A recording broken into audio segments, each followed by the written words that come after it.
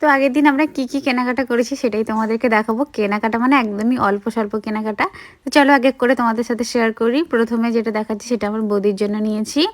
ভীষণ ভালো একটা কালারের মধ্যে ছিল, পিকক ব্লু টাইপের কালার কম্বিনেশনটা, ডুয়েল টোনে।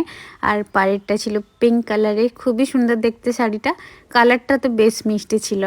তো যাই হোক, এটা নিয়েছি বৌদির জন্য। কেমন লাগছে তোমরা জানিও অবশ্যই। আর বৌদিকে সব শাড়িতেই ভালো লাগে।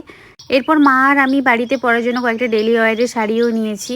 এই যে ওয়াইন কালারের মধ্যে একটা ছাপা শাড়ি ছিল মলমলের, তো এটা নিয়েছি আমি।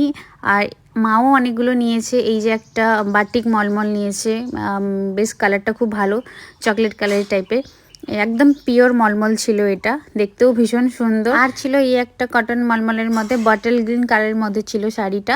তো এই গেল তিনটে কটন শাড়ি। তার ছিল একটা নাইটি, এটাও ওয়াইন কালারের মধ্যে ছিল, ভীষণ মিষ্টি একটা কালারের। যাই হোক, তারপর আরেকটা কটনের শাড়ি ছিল এরকম রেড কালারের মধ্যে, আর ছিল এরকম একটা পেস্তা কালারের মধ্যে কুর্তি। তো এই ছিল আমাদের টুকটাক কেনাকাটা। এরপর চলো বাচ্চাদের এগুলো দেখাই।